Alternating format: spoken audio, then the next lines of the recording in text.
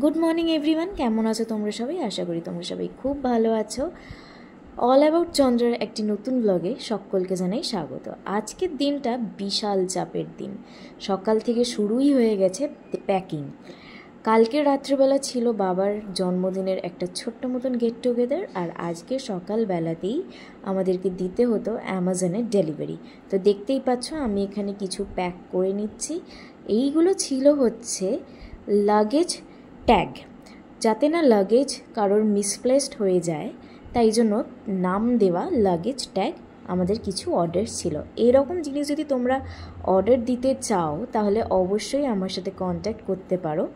আমরা এই রকম জিনিস প্রোভাইড করে থাকি।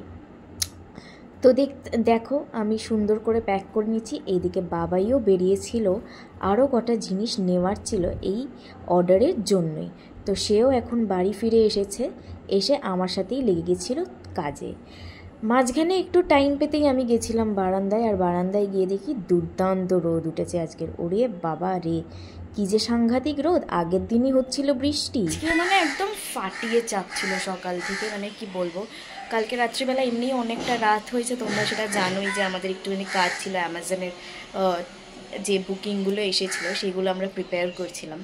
তো তারপরে মানে আসলে আমরা তো গ্রাফিক ডিজাইনার, তো ওই গ্রাফিক্সের কিছু কিছু ছোটো ছোটো কাজ মাঝে মধ্যে অ্যামাজন থেকে অর্ডারে আসে।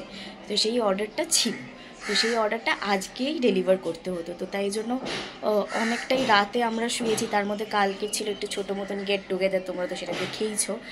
তো তারপরে আজকে সকাল থেকে ওটা পুরো প্যাকিংয়ের সাইডটা পুরো বাকি ছিল আর কি। তো সেই সমস্ত কিছু প্যাকিং করে স্নানটা করে নিলাম আমি এখন। তো বাবাই গেছে ওটাকে ডেলিভার করতে, যে ডেলিভারি বয়টা পিক আপের জন্য আসবে, সেটা মিড পয়েন্টে আসবে বলেছে, তো সেখান থেকে ডেলিভারিটা নিয়ে নেবে। স্নান করে উঠে মুখটা বড্ড টান লাগছিল, তাই আমি লাগিয়ে নিলাম একটুখানি প্লামের একটা টোনার, গ্রিন টি। তারপর চলে গেছিলাম একটু ঠাকুর প্রণাম করতে। তোমরা তো আমার ওই বাড়ির ঠাকুর মন্দিরটা তো দেখেইছো, আর এই বাড়িতেও একটু ছোট্ট মতন একটা ঠাকুরের কর্নার করা আছে। আর এইটা হচ্ছে, এই দুটো যে শাঁখ দেখছো, এইগুলো হচ্ছে দক্ষিণামুখী শাঁখ। আমার ওই বাড়িতে একটা শাঁখ রয়েছে, এইখানে দুটো রয়েছে। এটা কে বলো তো? যদি বলতে পারো তাহলে আমাকে কমেন্টে জানাও। আর এইনারা হচ্ছেন আমার দাদু ঠাম্মা। দাদু ঠাম্মার একটা ইয়াং বয়সের ফটো।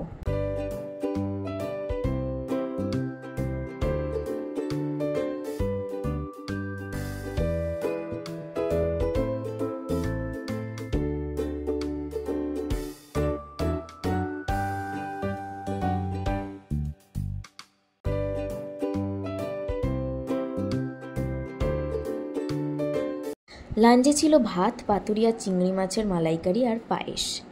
আর তো কিছু লাগবে বলে আমার মনে হয় না, তাই জন্য আজকে যেহেতু প্রেশারও ছিল, মাকে বলেছিলাম যে কিছু বানাতে হবে না, বরং ওই দিকেই আমরা কাজটা করি, আর এইগুলোই খাওয়া হয়ে যাবে। বিকেলবেলা হতেই আমি আসলাম একটু নঠাম্মার ঘরে।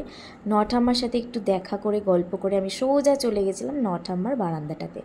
নঠাম্মার বারান্দাটার থেকে না অনেকটা ভিউ দেখা যায়, রাস্তাটা আসলে অনেকটা দেখা যায়। আর ওই যে দেখতে পাচ্ছ, ওইটা হচ্ছে ধনধান্য স্টেডিয়াম, আর তার পাশেই হচ্ছে সেকেন্ড হুগলি ব্রিজ। তারপরে আমি গেছিলাম একটু ছাদে। ছাদে তো যেতে ভালোই লাগে, ওই যে হাত দিয়ে দেখাচ্ছি ওটাই হচ্ছে অ্যাক্রোপলিস মল গো। বলেছিলাম না আমার ওই বাড়ি থেকেও অ্যাক্রোপলিসটা দেখা যায়।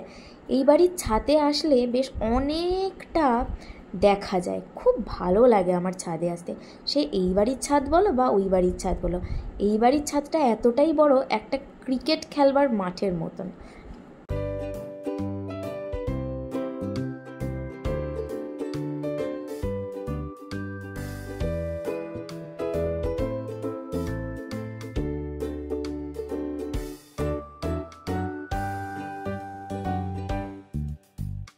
আর ওই দিকে যেটা জুম করে দেখাচ্ছি সেটা হচ্ছে স্কাই ওয়াক, কালীঘাটের স্কাই ওয়াক, যেটা নতুন উদ্বোধন হয়েছে, সেটাই হচ্ছে ওইটা। ভালো করে দেখলে তোমরা বুঝতে পারবে যে লোক চলাফেরা করছে। হ্যাঁ গো, দেখো ভালো করে দেখলেই বুঝতে পারবে।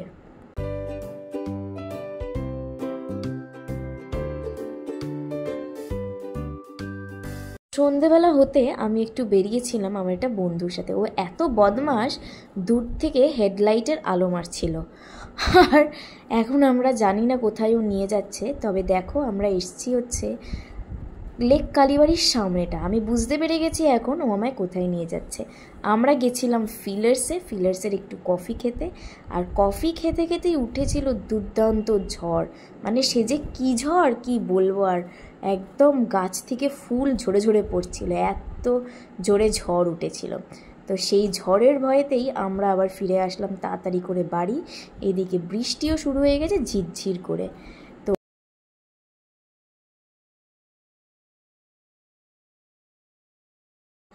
বৃষ্টি পড়ছে আর সাবুর পাঁপড় তো মাস্ট, তাই খাচ্ছিলাম আমি একটু সাবুর পাঁপড়। আজকের ব্লগটা এতটাই। তো ভালো লাগলে লাইক, শেয়ার, সাবস্ক্রাইব।